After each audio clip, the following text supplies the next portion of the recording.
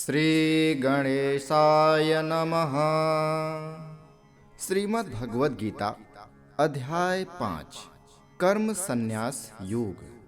अर्जुन उवाच संन्यासं कर्मणां कृष्ण पुनर्योगं च संससि यच्छ्रेय एतयोरेकम् तन्मे ब्रूहि सुनिश्चितम्।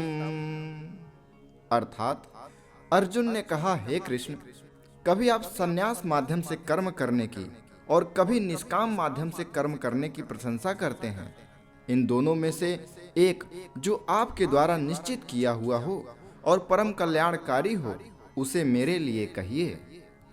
श्री भगवान उवाच संन्यासः कर्मयोगश्च निःश्रेयसकरावुभौ तयोस्तु कर्म संन्यासात् कर्मयोगो विशिष्यते। तब भगवान श्री कृष्ण ने कहा, संन्यास माध्यम से किया जाने वाला कर्म यानी सांख्य योग और निष्काम माध्यम से किए जाने वाला कर्म यानी कर्म योग, ये दोनों ही परम श्रेय को देने वाले हैं, परंतु संन्यास योग की अपेक्षा निष्काम कर्म योग श्रेष्ठ है।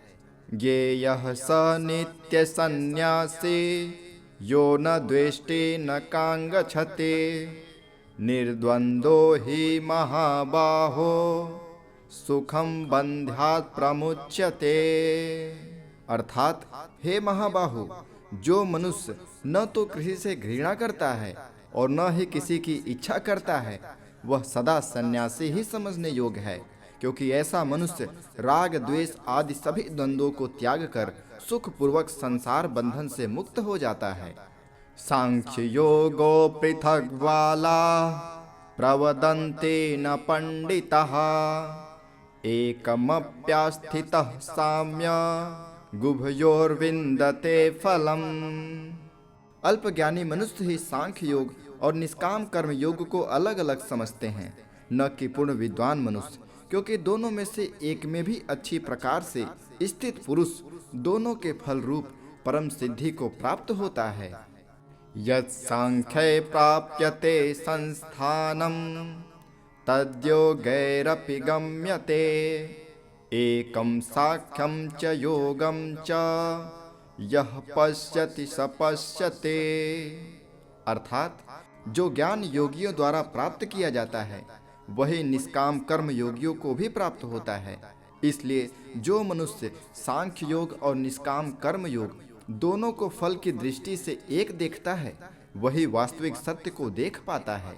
संन्यासस्तु महाबाहो दुःखमाप्तो मयोगतः योगयुक्तो मुनिर्ब्रह्मा न चिरेणाधिगच्छते।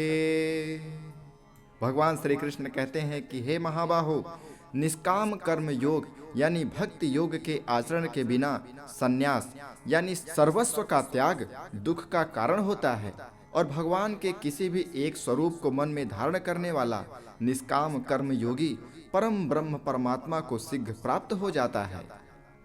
आगे भगवान श्री कृष्ण कर्म योग में स्थित जीवात्मा के लक्षण को बताते हैं। योग युक्तो विशुद्धात्मा विजितात्मा जितेन्द्रियः सर्वभूतात्मा भूतात्मा कुर्वन्नपि न लिप्यते। अर्थात, कर्म योगी इंद्रियों पर विजय प्राप्त करने वाला होता है और सभी प्राणियों की आत्मा का मूल स्रोत परमात्मा में निष्काम भाव से मन को स्थित करके कर्म करता हुआ भी कभी कर्म से लिप्त नहीं होता है। नैव किंचित करोमीति युक्तो मन्येत तत्त्ववित् पश्यन् शृण्वन् स्पृशन् जिघ्नन् नस्रन् गच्छन् स्वपन् श्वसन्।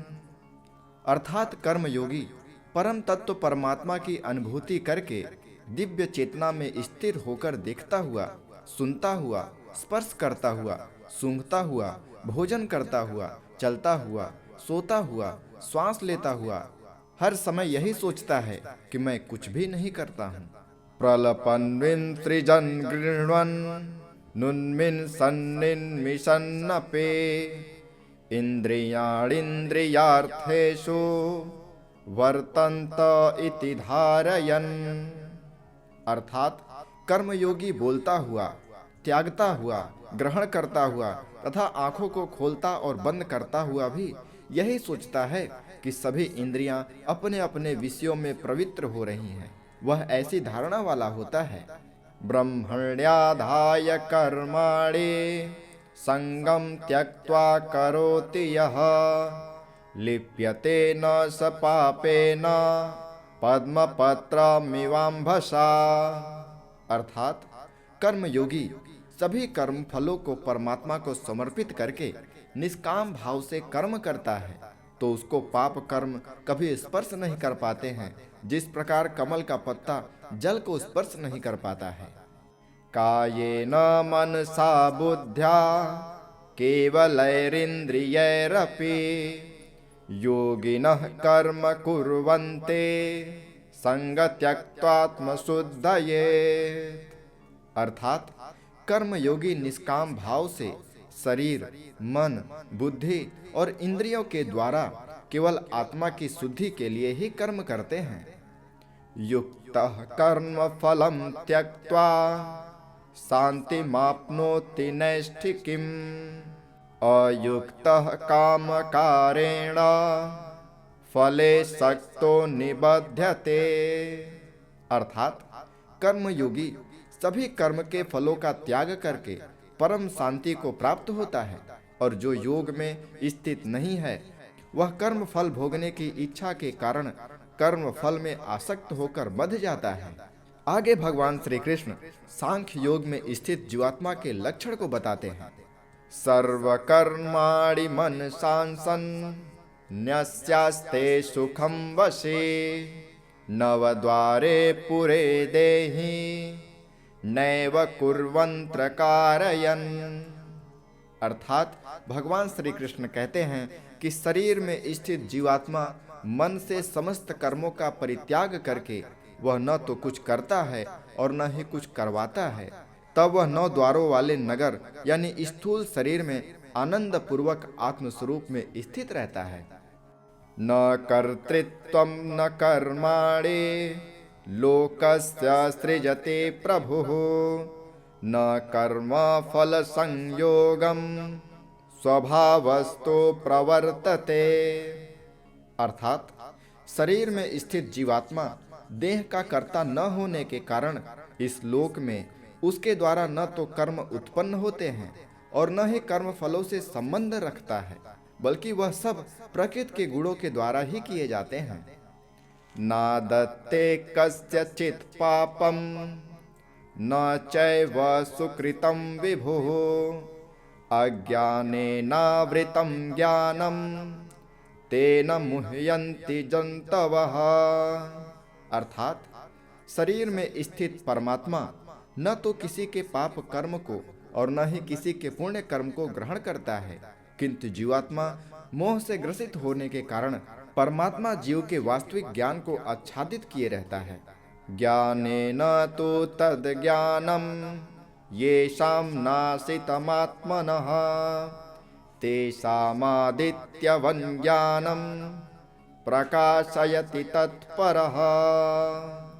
किंतु जब मनुष्य का अज्ञान तत्व ज्ञान यानी परमात्मा के ज्ञान द्वारा नष्ट हो जाता है, तब उसके ज्ञान के दिव्य प्रकाश से उसी प्रकार परम तत्व परमात्मा प्रकट हो जाता है, जिस प्रकार सूर्य के प्रकाश से संसार की सभी वस्तुएं प्रकट हो जाती हैं। तद्बुद्धयस्तदात्मानं तत्निष्ठास्तत्परायणः गच्छन्त्य पुनरावृत्तिं ज्ञान निर्धूत कल्मषः। अर्थात भगवान श्री कृष्ण बताते हैं कि जब मनुष्य बुद्धि और मन से परमात्मा की शरण ग्रहण करके परमात्मा के ही स्वरूप में पूर्ण श्रद्धा भाव से स्थित होता है, तब वह मनुष्य तत्व ज्ञान के द्वारा सभी पापों से शुद्ध होकर पुनर्जन्म को प्राप्त न होकर मुक्ति को प्राप्त हो जाता है। विद्या विनय संपन्ने ब्राह्मणे गविहस्तिनि सुनिचैव स्वपाके च पंडितः समदर्शिनः। अर्थात तत्वज्ञानी मनुष्य विद्वान ब्राह्मण और विनम्र साधु को तथा गाय, हाथी, कुत्ता और नरभक्षी को एक समान दृष्टि से देखने वाला होता है। इहैव तैर्जितः सर्गो येषां साम्ये स्थितं मनः निर्दोषं हि समं ब्रह्म तस्मात् ब्रह्मणि ते स्थितः। अर्थात तत्वज्ञानी मनुष्य का मन समभाव में स्थित रहता है। उसके द्वारा जन्म मृत्यु के बंधन रूपी संसार जीत लिया जाता है, क्योंकि वह ब्रह्म के समान निर्दोष होता है और सदा परमात्मा में ही स्थित रहता है। न प्रभस्येत् प्रियं प्राप्य न द्विजेत् प्राप्य च प्रियं स्थिर बुद्धिरसम्मूढ़ो ब्रह्मविद् ब्रह्मणि स्थितः। अर्थात तत्वज्ञानी मनुष्य न तो कभी किसी भी प्रिय वस्तु को पाकर हर्षित और न ही अप्रिय वस्तु को पाकर विचलित होता है। ऐसा स्थिर बुद्धि मोह रहित ब्रह्म को जानने वाला सदा परमात्मा में ही स्थित रहता है। बाह्य स्पर्शे स्वशक्तात्मा विन्दत्यात्मनि यत् सुखम स ब्रह्म योग युक्तात्मा सुखमक्षयमश्नुते। अर्थात तत्वज्ञानी मनुष्य बाहरी इंद्रियों के सुख को नहीं भोगता है, बल्कि सदैव अपनी ही आत्मा में रमण करके सुख का अनुभव करता है। ऐसा मनुष्य निरंतर परम ब्रह्म परमात्मा में स्थिर होकर असीम आनंद को भोगता है। ये ही संस्पर्शजा भोगा दुखयो नय एव ते आद्यन्तः वन्तः कौन्तेय न तेषु रमते बुधः। भगवान श्री कृष्ण कहते हैं कि हे कुंती पुत्र अर्जुन, इंद्रियों और इंद्रिय विषयों के स्पर्श से उत्पन्न कभी तृप्त न होने वाले यह भोग प्रारंभ में सुख देने वाले होते हैं और अंत में निश्चित रूप से दुख योनि के कारण होते हैं। इसी कारण तत्वज्ञानी कभी भी इंद्रिय सुख नहीं भोगता है। शक्नोति हैव यः सोढुं प्राक् शरीर विमोक्षणात् काम क्रोधोद्भवं वेगं स युक्तः स सुखी नरः। अर्थात जो मनुष्य शरीर का अंत होने से पहले ही काम और क्रोध से उत्पन्न होने वाले वेग को सहन करने में समर्थ हो जाता है, वही मनुष्य योगी है और वही इस संसार में सुखी रह सकता है। योऽन्तः सुखोऽन्तरारामस् तथान्तर्ज्योतिरेव यः सह योगी ब्रह्म निर्वाणं ब्रह्मभूतोऽधिगच्छते। अर्थात जो मनुष्य अपनी आत्मा में ही सुख चाहने वाला होता है और अपने मन को अपनी ही आत्मा में स्थिर रखने वाला होता है, जो आत्मा में ही ज्ञान प्राप्त करने वाला होता है, वही मनुष्य योगी है और वही ब्रह्म के साथ एक होकर परम ब्रह्म परमात्मा को प्राप्त होता है। लभन्ते ब्रह्म निर्वाण मृषयः क्षीण कल्मषः छिन्न द्वैधायतात्मानः सर्वभूत हिते रतः।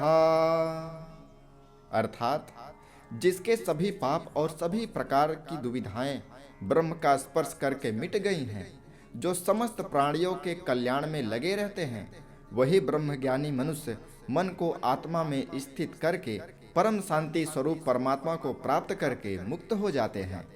काम क्रोध वियुक्तानां यतिनां यतचेतसाम् अभितो ब्रह्म निर्वाणं वर्तते विदितात्मनां।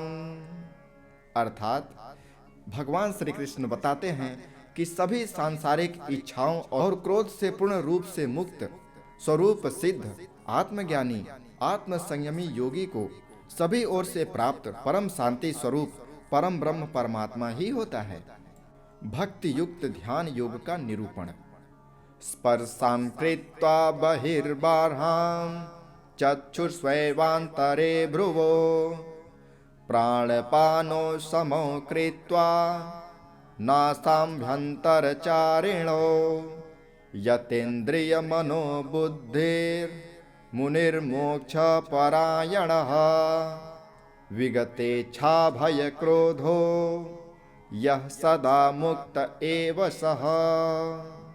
अर्थात सभी इंद्रिय विषयों का चिंतन बाहर ही त्याग कर और आंखों की दृष्टि को भौहों के मध्य में केंद्रित करके प्राण वायु और अपान वायु की गति नासिका के अंदर और बाहर सम करके मन सहित इंद्रियों और बुद्धियों को वश में करके मोक्ष के लिए तत्पर, इच्छा भय और क्रोध से रहित हुआ योगी सदैव मुक्त ही रहता है।